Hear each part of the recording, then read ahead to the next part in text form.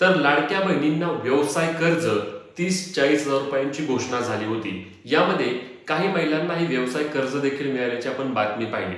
नक्की लाडकी बहीण योजनेअंतर्गत हे जे कर्ज असतं, हे व्यवसाय कर्ज असते, ते नक्की कोणाला मिळतं, यासाठी पात्रता काय असणार आहे, ही सर्व सविस्तर माहिती आपण आजच्या व्हिडिओच्या माध्यमातून घेणार आहोत.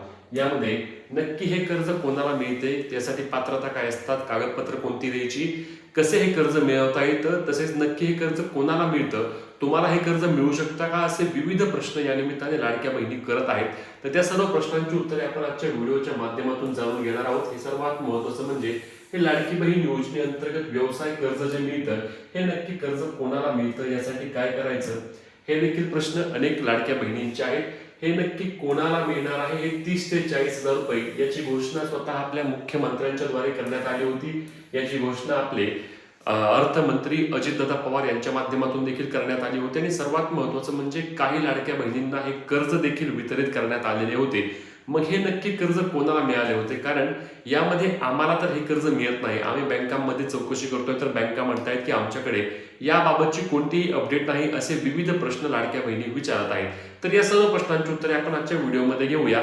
यामध्ये सर्वात पहिला मुद्दा म्हणजे आपण पाहणार आहोत की कोणत्या लाडक्या बहिणींना हे कर्ज मिळालं आहे. तर लक्षात घ्या, सर्वात महत्त्वाचा मुद्दा म्हणजे या कर्ज वाटपाची सुरुवात केली होती ती म्हणजे मुंबई जिल्हा सहकारी बँक किंवा मुंबई जिल्हा मध्यवर्ती सहकारी बँक जी असते, त्या बँकेने हे कर्ज वाटप करण्यास सुरुवात केलेली होती. यामध्ये काही महिलांना हे कर्जाचे वाटप देखील झाले.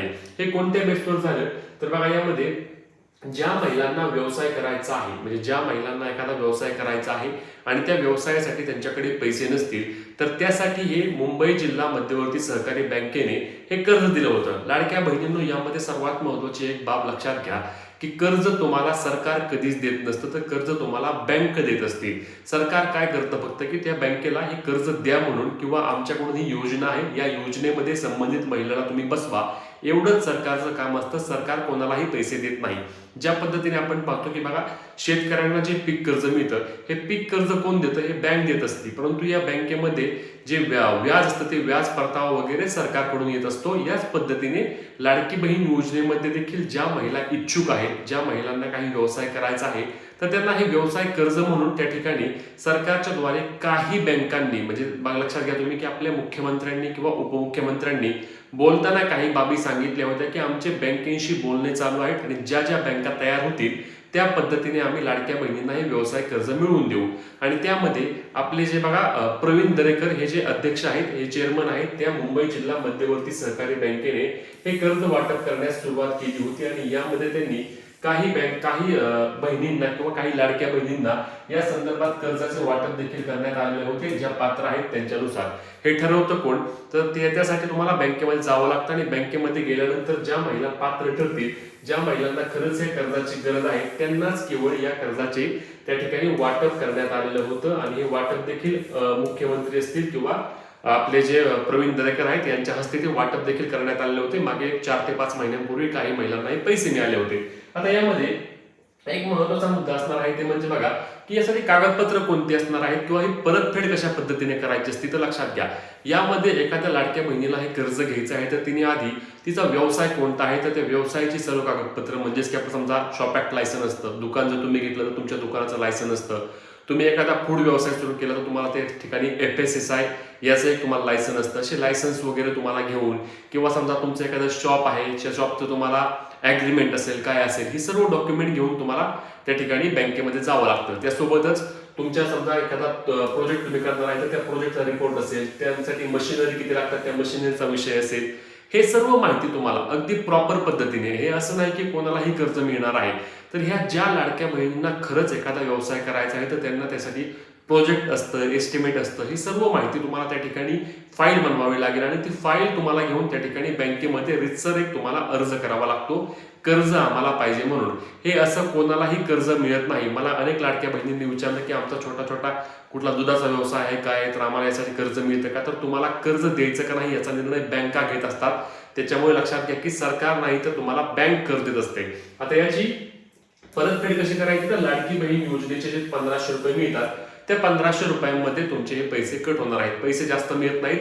लाडक्या बहिणींना कर्ज किती मिळतं तर लक्षात घ्या. यामध्ये सांगितल्याप्रमाणे सुरुवातीलाच मी की 30,000 40,000 तुम्हाला त्या ठिकाणी तुमच्या व्यवसायानुसार कर्ज मिळतं. मग समजा 30,000 40,000 प्रमाणे तुम्हाला कर्ज मिळाल्यानंतर आता यामध्ये थांबा 1 मिनिट मी तुम्हाला सांगतो कसा विषय असतो हा. 30,000 40,000 कर्ज मिळेल. लाडकी बहीण योजनेमध्ये तुम्हाला किती रुपये जमा होतात तर लाडकी बहीण योजनेमध्ये तुम्हाला 1500 रुपये जमा होतात. किती जमा होतात 1500. मग या पद्धतीने लक्षात घ्या लाडक्या बहिणींनो, हे 1500 रुपये तुमचं जोपर्यंत हे 30 ते 40,000 रुपये कर्ज फिटत नाही तोपर्यंत बँक काय करणार तर तुमची बँक ते पैसे कट करून घेणार. लक्षात घ्या काय म्हणतोय. जे डीबीटीने लाडकी बहीण योजनेचे 1500 रुपये तुम्हाला जमा होतात ते सर्व पैसे तुमची बँक जी असणार आहे ती बँक हे पैसे पूर्ण कट करून घेणार. आणि बँकेने हे पैसे कट केल्यानंतर जेव्हा तुमचे 30-40 रुपये तुम्ही घेतलेले कर्ज जेव्हा संपेल त्यानंतर तुमच्या खात्यावरती हे 1500 रुपये परत जमा होतील. तोपर्यंत तुमचे सर्व पैसे बँक कट करून घेणार.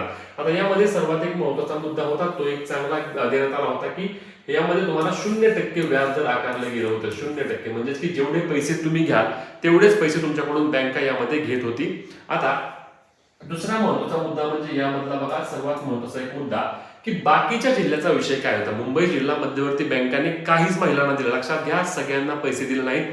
अतिशय कमी प्रमाणामध्ये या योजनेअंतर्गत पैशाचे वाटप झालेलं आहे. त्याच्यामुळे ही जी योजना आहे या योजनेच्या तुम्ही जास्त नादी लागू नका. कारण अजूनही बाकीच्या जिल्ह्यामध्ये याचे कुठल्याही प्रकारे अपडेट आलेलं नाही. अजून कोणतीही अपडेट त्या ठिकाणी लाडक्या बहिणींनो आली नाही. त्याच्यामुळे तुम्हाला जे काही लोक सांगतायत ज्या काही चुकीच्या बाबी आहेत चुकीच्या अफवांना बळी पडू नका. कोणालाही हे पैसे देऊ नका. अनेकांनी मला सांगितलं की एजंट फिरत आहेत. ते एजंट देखील सांगतायत की तुम्हाला मी लाडकी बहीण योजनेअंतर्गत कर्ज काढून देऊ. कर्ज तुम्हाला सरकारकडून मिळत नाही. कर्ज तुम्हाला बँका देत असतात. त्यासाठी तुम्हाला स्वतः बँकेत जावे लागेल. व्यवस्थित माहिती घ्यावी लागेल. आणि फक्त मुंबई जिल्हा मध्यवर्ती सहकारी बँकेने तेही अतिशय कमी महिलांना हे कर्ज दिले असेल. याचा देखील आकडा त्यांनी कधीही समोर आणला नाही. इतर जिल्ह्यात कुठल्याही प्रकारे कर्ज वाटत नाही. भविष्यात कदाचित अनेक जर बँका यासाठी तयार झाल्या तर कदाचित या संदर्भात सरकार निर्णय घेईल. आपले उपमुख्यमंत्र्यांचं तुम्ही भाषण देखील आठवा. अजितदादा यांनी सांगितलं की आम्ही अनेक बँकांशी बोलणी करतोय. जेव्हा बँका या गोष्टीशी ऍग्री करतील किंवा मान्य करतील तेव्हाच लाडक्या बहिणींना कर्ज देता येतं. त्याच्यामुळे लाडकी बहीण योजनेअंतर्गत व्यवसाय कर्जाच्या भानगडीत तुम्ही लगेच पडू नका. हे व्यवसाय कर्ज तुम्हाला लगेच मिळत नाही.